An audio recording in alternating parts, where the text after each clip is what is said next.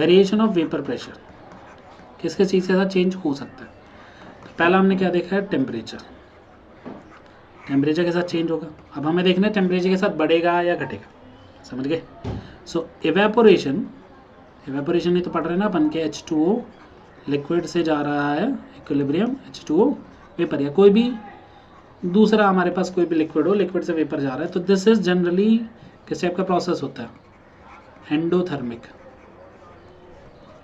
ठीक है, इसी को तुम ऐसे भी लिख सकते हो कि H2O liquid plus heat in equilibrium H2O gas. अब देखो हीट को एज अ प्रोडक्ट रिएक्टेंट मैंने इसलिए लिया क्योंकि एंडोथर्मिक प्रोसेस है, हीट दोगे लिक्विड को तब जाके वेपर में कन्वर्ट होगा। और ली चैटले प्रिंसिपल पता है ना कि अगर तुम एक तरफ से इंक्रीज करोगे रिएक्टेंट को तो रिएक्शन फॉरवर्ड जाएगा, और अगर तुम रिएक्टेंट को कम करोगे तो बैकवर्ड आएगा। समझ आ गया ली चैटले प्रिंसिपल के हिसाब से? सो अगर मैं हीट बढ़ा रहा हूँ, I am increasing temperature, so increasing temperature shift the reaction forward direction. ठीक है, सो shift equilibrium forward, therefore evaporation, or let's say evaporation increases with temperature, therefore vapor pressure also increases with temperature। सबको इतना समझ आ गया? जल्दी बताओ भाई, सॉरी बता तो सकते नहीं, कमेंट्स में लिख देना। सो टेम्परेचर बढ़ाने से इक्विलिब्रियम शिफ्ट हुआ, इसीलिए हमारा इवेपोरेशन के साथ वेपर प्रेशर बढ़ता है, उल्टा नहीं है। इसको ध्यान बहुत अच्छे से समझ के रखना है। हम अब डील कर रहे हैं केमिस्ट्री के हिसाब से, हम सिंपल ये नहीं बोलेंगे भाई पानी रखा है उसको हीट कर दिया तो वेपर ज़्यादा बनेगी, ठीक है, बट टेक्निकली कैसे करेक्ट है कि जो लिक्विड रहता है उसका वेपर्स में जाना, it is an endothermic process. Endothermic होने की वजह से हीट बढ़ाने से या टेम्परेचर बढ़ाने से इक्विलिब्रियम फॉरवर्ड जाता है, इसलिए इवेपोरेशन बढ़ती है। इवेपोरेशन बढ़ेगी तो नए इक्विलिब्रियम में वेपर ज़्यादा होंगी, तो वेपर प्रेशर भी ज़्यादा होगा। सबको समझ आ गया? तो ये हमारा पूरा प्रोसेस है वेपर प्रेशर का, ठीक है। अब इसमें आगे चलते हैं, कुछ और चीज़ें इसमें आज डिस्कस करेंगे हम, यहाँ तक नोट कर लो जल्दी से। ओके, सो एक मिनट देखने दो और क्या क्या बताना तुम्हें, ठीक है। नेक्स्ट पे चलते हैं।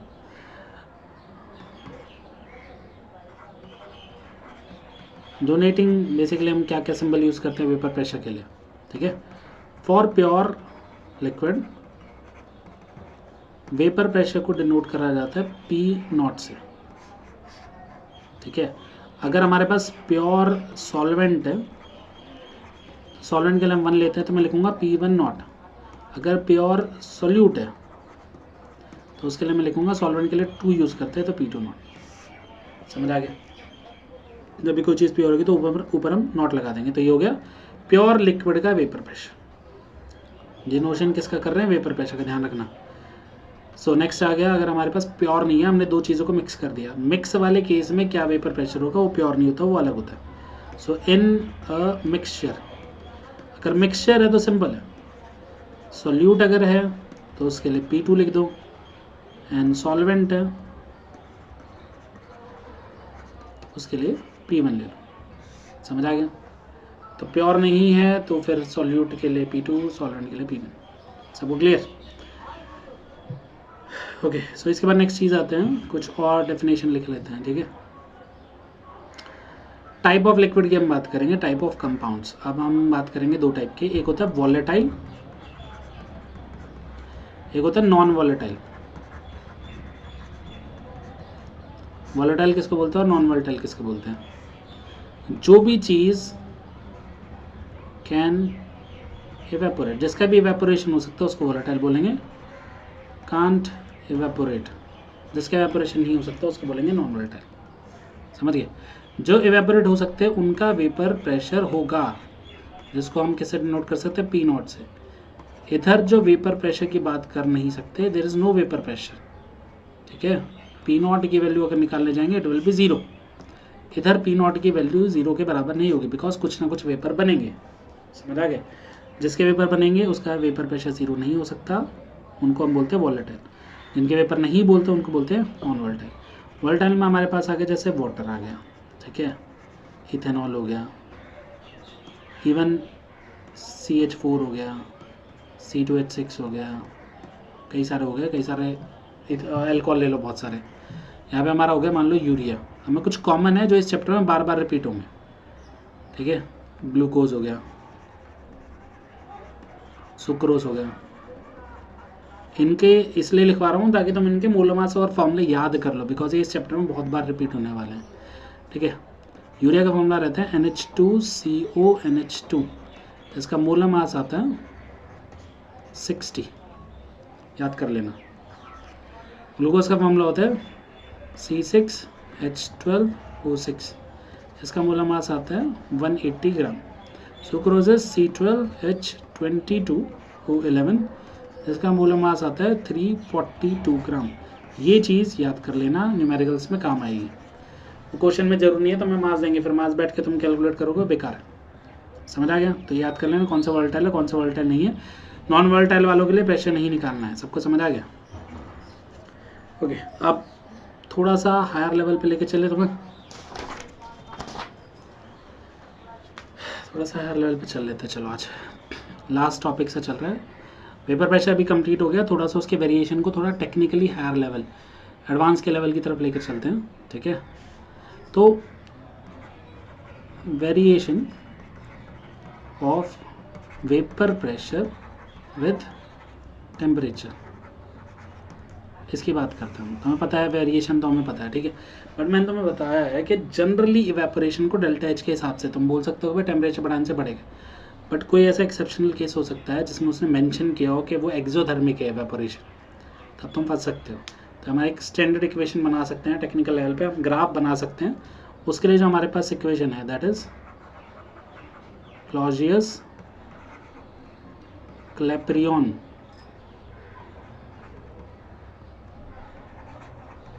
इक्वेशन, ठीक है। क्लॉजियस क्लैपेरियन इक्वेशन, स्पेलिंग थोड़ी सी गड़बड़ हो सकती है, ठीक है। It is D of Ln vapour pressure with respect to dt which is equal to delta H vaporization upon में R T square, ठीक है। This is Clausius Clapeyron equation,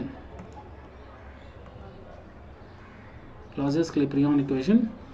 this is it is derivative of log of Ln, natural log of vapor pressure with respect to temperature is equal to delta H vaporization upon में RT square, ठीक है।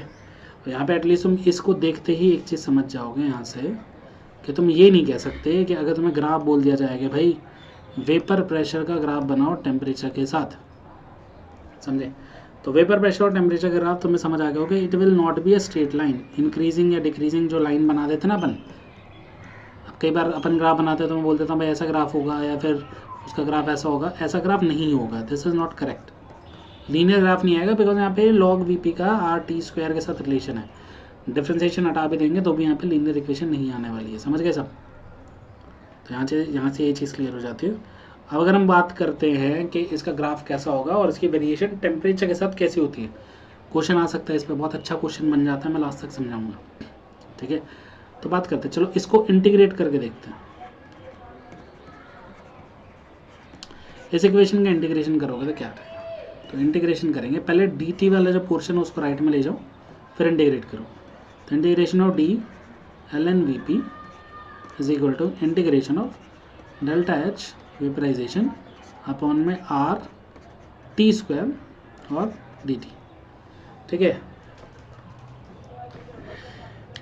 Indefinite integration कर रहे हैं, हमें limits पता नहीं है। तो देखो इंटीग्रल से डेरिवेटिव कैंसिल आउट हो जाएगा यहाँ पे, तो हमारे पास यहाँ पे बचेगा Ln Vp। यहाँ पे जब इंटीग्रेशन करेंगे तो पता है टी वाले का फॉर्मूला पता ही है, n-1 अपॉन में n-1 वाला, ठीक है ना। तो यहाँ पे जब हमारा इंटीग्रेशन करने के बाद आ जाएगा वो क्या बन जाएगा finally, delta H upon RT minus में, समझ गए। और इसके साथ साथ क्या होगा, प्लस में आ जाएगा कांस्टेंट के, ठीक है। ये इक्वेशन हमारी बन जाएगी आफ्टर इंटीग्रेशन। ये सब तुम्हें डेरिवेटिव इंटीग्रेशन अगर पता है तो अच्छी बात है, अगर नहीं पता है तो अभी आएगा 12th में, तुम सब पढ़ ही लोगे अच्छे से, डिटेल में जाने के बाद पूरा प्रॉपर समझ लोगे, तो वहाँ पे कर लेना। और जब यहाँ से तुम एक चीज़ बता सकते हो कि अगर तुम्हें बोला जाए ग्राफ बनाओ किसका, Ln Vp का वर्सेस 1/T, तब तुम इसको कंपेयर कर सकते हो y is equal to minus m x plus c से। यहाँ पे माइनस है, स्लोप नेगेटिव होगा। 1/t, ये पूरा पोर्शन 1/t का अलग कर देंगे, r delta H by R हो जाएगा, तो एक डिक्रीजिंग ग्राफ बन जाएगा जिसका स्लोप अगर पूछा जाए तो डेल्टा एच बाय आर की वैल्यू के बराबर होगा, minus delta H by R. समझ आ गया? ठीक है भाई।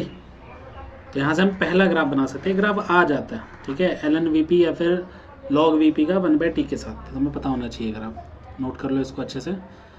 इसके अलावा एक इम्पॉर्टेंट क्वेश्चन है जिसपे बड़ा अच्छा क्वेश्चन बनता है। जैसे एक बहुत सिंपल क्वेश्चन देंगे तुम्हें, एक क्वेश्चन आएगा तुम्हें कि find vapour pressure of water at 70 degree Celsius and given होगा delta H vaporisation of water, ठीक है, वो दी होगी, ठीक है, क्वेश्चन में। अब इतना सा क्वेश्चन आ जाएगा, अब इतना सा क्वेश्चन के लिए तुम सोचो, और ये आया हुआ है ना, इसमें डेटा कुछ ज़्यादा दिया ही नहीं है। वेपर प्रेशर पूछा वाटर का 70 डिग्री सेल्सियस पे, ना इनिशियल वेपर प्रेशर दिया ना कुछ और दिया। तो ऐसे क्वेश्चंस को करने के लिए जो हमारे पास तरीका है वो अलग है, ठीक है। इसके लिए हमें इसको मॉडिफाई करना पड़ता है, जो अभी फॉर्मूला बना है, तो इसी को मैं बाद में आएंगे इस पर कैसे करना है तो मैं बताता हूँ।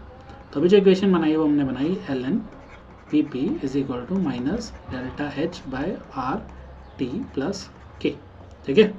सो लेट्स से कि at temperature T1, at temperature T1 पे देखें तो ये जो इक्वेशन है, वेपर प्रेशर को मान लेते हैं, वेपर प्रेशर हो गया P1, तो लॉग या ln P1 is equal to equation क्या बन जाएगी, माइनस डेल्टा एच अपॉन में R T1 plus constant K, ठीक है। और दूसरा मान लेते हैं कि at temperature T2, vapour pressure को मान लेते हैं अपन P2 के बराबर।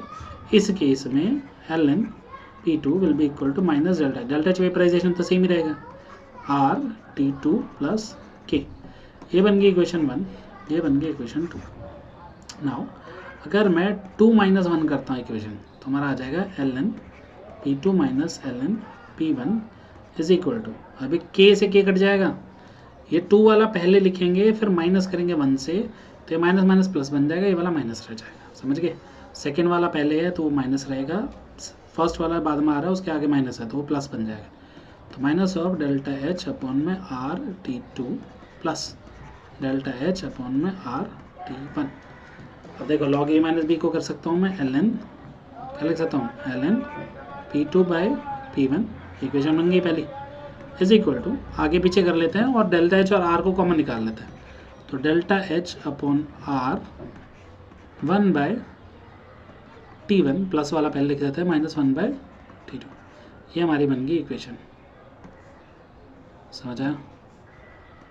बहुत इंपॉर्टेंट इक्वेशन है, बहुत ही ज़्यादा इंपॉर्टेंट है, अभी समझाऊंगा नेक्स्ट पेज पे, और इसको हम कैसे यूज़ कर सकते हैं। अगर तुमने अभी तक ये इक्वेशन नहीं पढ़ी, इक्विलिब्रियम चैप्टर से मैच कर दी होगी, तुम्हें याद होगा log k equilibrium 2/k equilibrium 1 वाली इक्वेशन आती थी। यहाँ पे जो डेल्टा एच है दैट इज वेपराइजेशन, वहाँ पे हम डेल्टा एच कोई भी इक्वेशन निकाल लेते थे, समझ गए। अब इसी को कैसे कर सकते हैं, अगर मान लो log की जगह नेचुरल log की जगह log ले लेते हैं, log, तो log के हिसाब से क्या होगा, 2.303 से मल्टीप्लाई करेंगे यहाँ पे, उसको डिवाइडेबल ले जाएंगे, तो log P2 बाई P1 किसके बराबर आ गया, डेल्टा एच वेपराइजेशन, या डेल्टा एच सिंपल लिख लो, delta H upon 2.303 R T. अब और ज़्यादा याद आ रही होगी, 1/T1 माइनस 1/T2, तुमने पढ़ी होगी। अगर तुमने इसको पूरा ढंग से पढ़ा है तो बहुत अच्छी बात है, नहीं भी पढ़ा तो अभी समझ आ गया होगा कि इसको डेरिवेशन कैसे होती है, इसकी डिराइव कैसे करते हैं इस इक्वेशन को, समझ आ गया। तो ये इक्वेशन है log P2 बाई P1, यहाँ पे P2 P1 क्या है, वेपर प्रेशर है, टेम्परेचर T1 और T2, ये वो टेम्परेचर। अच्छा यहाँ पे T नहीं आएगा नीचे, ठीक है, नीचे का T हटा देते हैं, 2.303 आर अपन में 10। समझ आ गया बेटा, इनको भाई याद कर लो अच्छे से, इस पर क्वेश्चन आ रखा है बहुत। अब देखो इस इक्वेशन से पिछला क्वेश्चन कैसे कर सकते हैं, इक्वेशन लिखी ली होगी तुमने, तो अब अगर हम इस पे जाते हैं नेक्स्ट पेज पे, तो देखो वेपर प्रेशर निकालना है वाटर का 70 डिग्री, तो अपन क्या करेंगे, अब हम यहाँ पे एज्यूम करेंगे, यहाँ पे थोड़ा दिमाग लगाने वाली चीज़ है कि at temperature 100 degree Celsius vapour pressure should be equal to 1 atmosphere, क्योंकि वाटर का बॉइलिंग पॉइंट है 100 डिग्री सेल्सियस और बॉइलिंग पॉइंट पे बाहर का प्रेशर अंदर का प्रेशर बराबर होता है। तो यानी बाहर का प्रेशर कितना है, एटमॉस्फेरिक प्रेशर। तो वेपर प्रेशर को एटमॉस्फेरिक प्रेशर हम बनाएंगे 100 डिग्री टेम्परेचर लेके। तो this will become our T1 and this will become P1 और इसको बनाएंगे T2 और जो पूछा है vapour pressure this will become P2। अब हम इस इक्वेशन में पुट करके, रुको, हाँ इस इक्वेशन में पुट करके T1 पता चल गया, T2 पता चल गया, P1 पता चल गया, P2 निकाल लेंगे, डेल्टा से दिया होगा, R की वैल्यू पुट कर। सबको समझ आ गया?